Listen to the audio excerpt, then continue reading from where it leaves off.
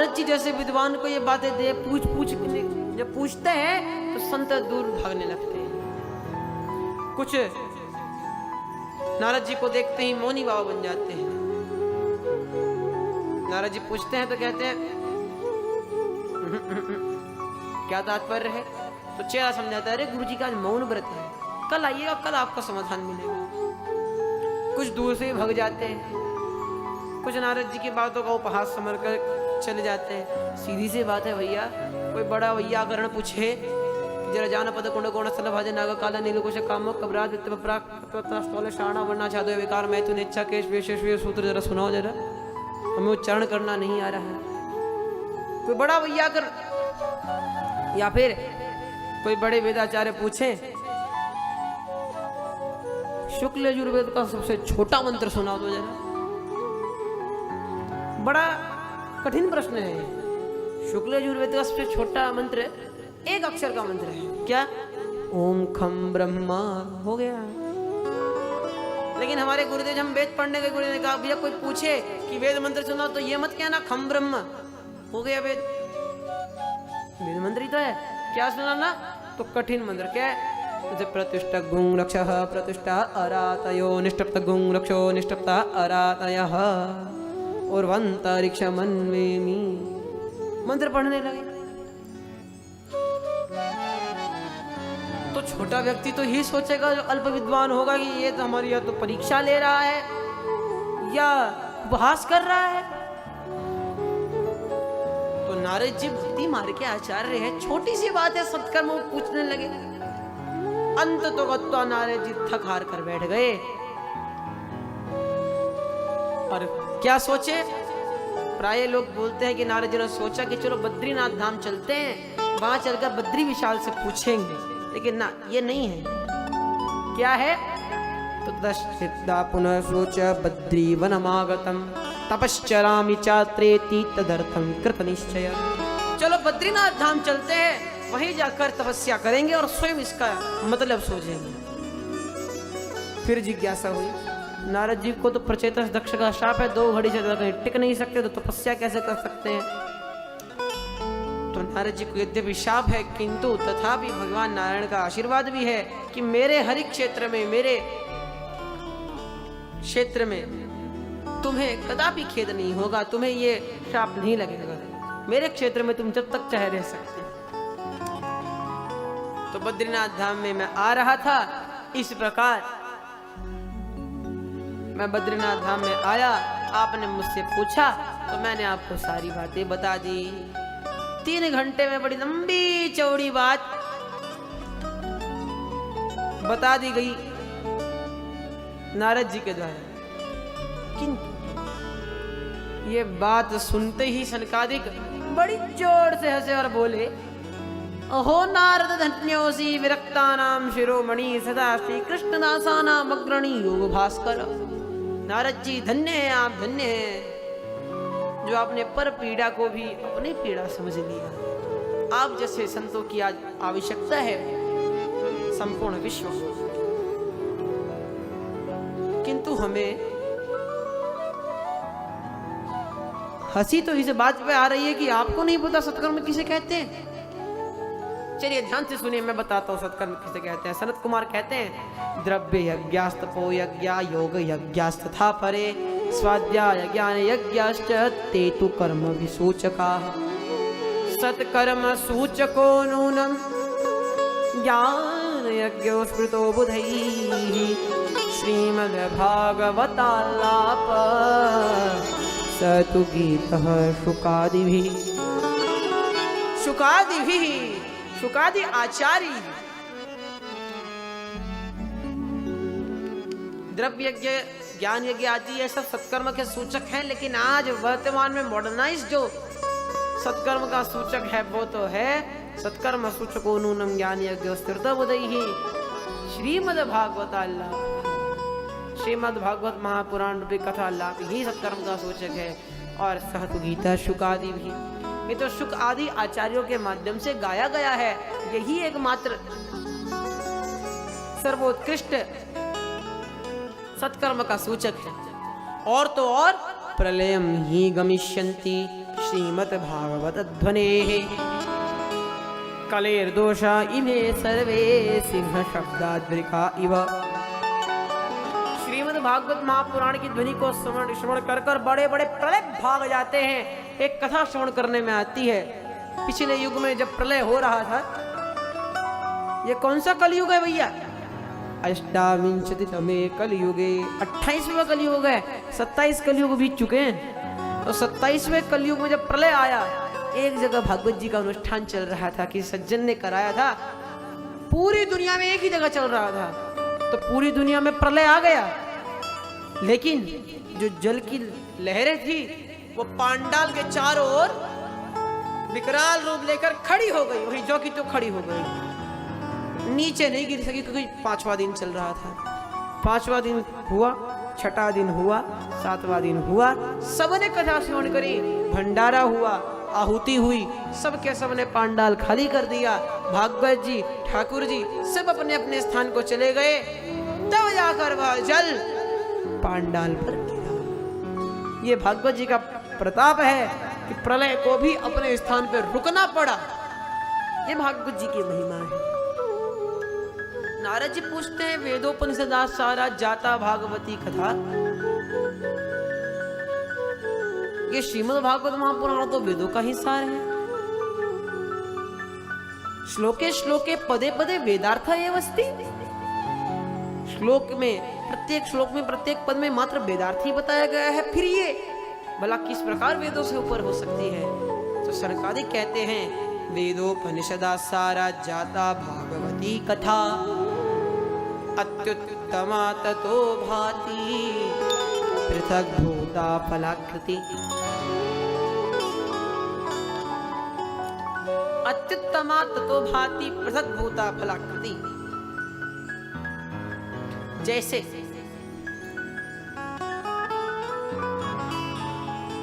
वेद है कल्प वृक्ष और श्रीमद् भागवत महापुराण है फल, लेकिन भूख तो फल से मिट सकती है, वृक्ष से नहीं। सोचा भैया फल इतना मीठा है तो वृक्ष कितना मीठा होगा, काटने जाओगे तो बत्ती सी बाहर आ जाएगी, नकली लगाने पड़ेगा सारे दांत। कई लोगों के लगे होते हैं, हमने देखा है खुद, बत्ती सी बदलवानी पड़ेगी पूरी। और तो और भागवत जी है गन्ना का रस, भागवत जी है चीनी और वेद है गन्ने का रस। दोनों एक ही चीज से बनती है, एक दूसरे के पूरक है। किसी से कहो भैया चीनी खत्म हो गई, हलवे में गन्ने का रस डाल देना जरा, तो बन सकता है हलवा। ऐसे ही दूध है वेद एवं भागवत जी है घी। घी खत्म हो गया, पूरियां तलनी थी, घी खत्म हो गया, दूध में ही तल लो पूरियां, दूध की तो कमी नहीं है। दूध तो घी का की बाप है, उसमें ही तल लो। लेकिन ऐसा नहीं हो सकता, जो काम जिसका है वो वही कर सकता है। हाँ, वेदों से कर्मकांड कराया जाता है, वो भागवत जी से नहीं हो सकता। लेकिन भागवत जी तारने का काम करती हैं। भागवत जी हृदय को आह्लादित कर देती है, आनंदित कर देती है। वो वेद से परिपूर्ण रूप से नहीं किया जा सकता। तो इस प्रकार जब नारद जी को महिमा समझाई, तब नारद जी ने कहा, यद्दर्शनम च विनिहन्त्य शुभानि सद्य श्रेयस्तनोति भव दुःखदवार्दिताना निःशेष शेष मुख गीत कथैकपान नाशं विधाय हि तदो दयते विवेकः।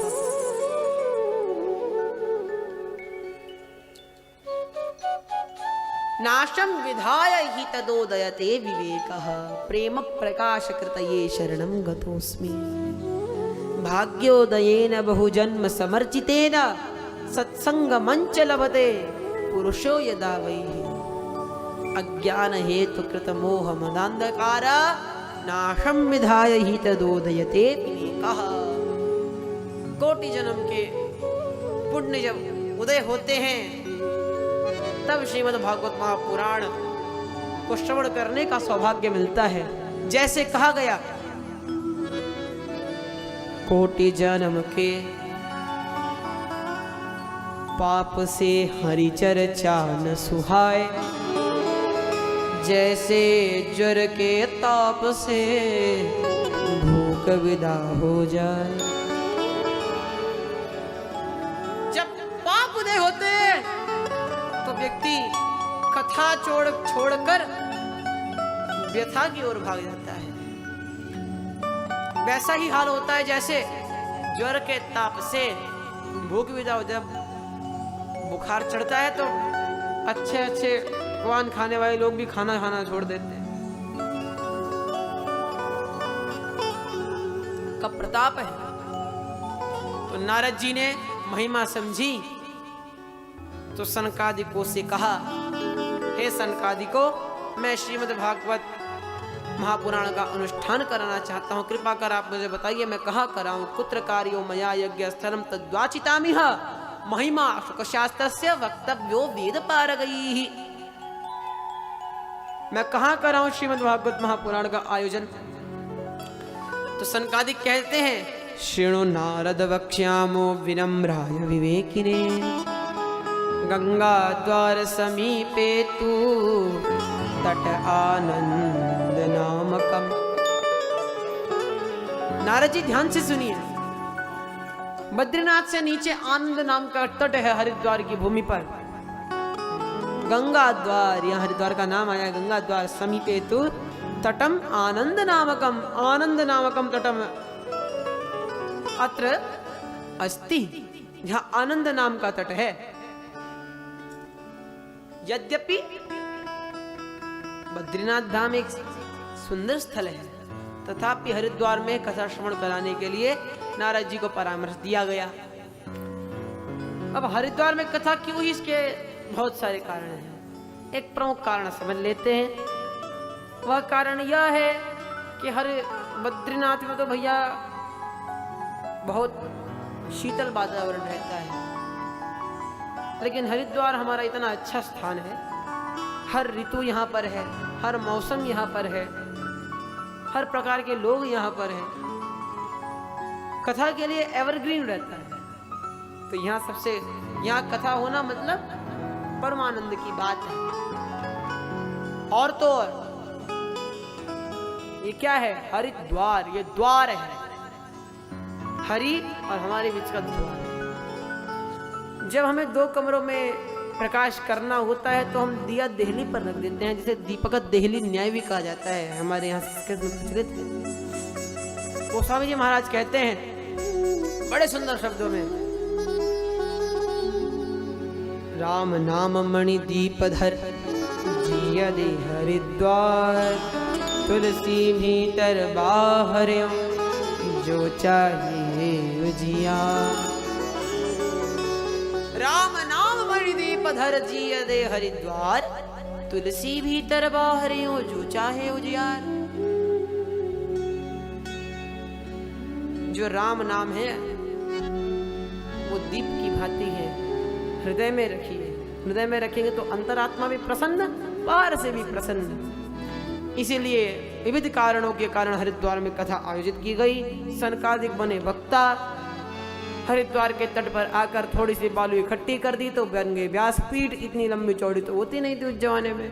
बैठ गए, बालू के आसन अलग अलग कर दिए तो वो बन गए पृथक पृथक आसन। कथा शुरू हो गई।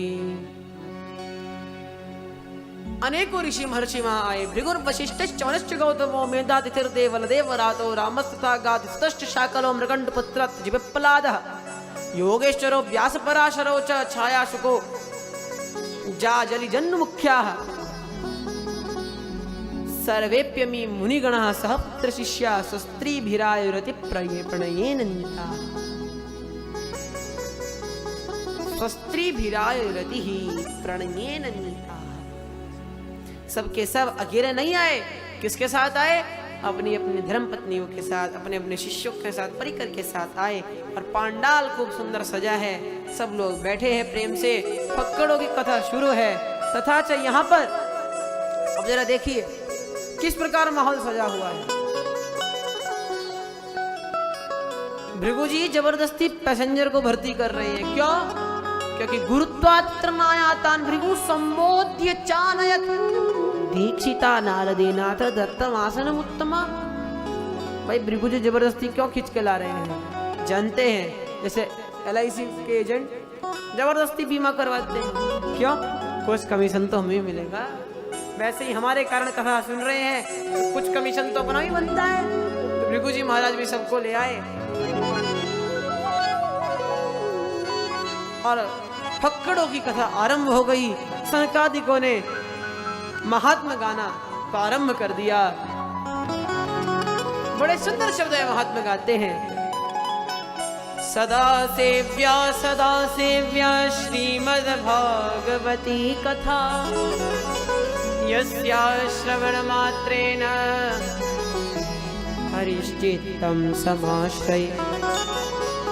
अपने कानों से निरंतर श्रीमद् भागवत महापुराण का पान करना चाहिए जब तक इस देह में सामर्थ्य हो, तब तक।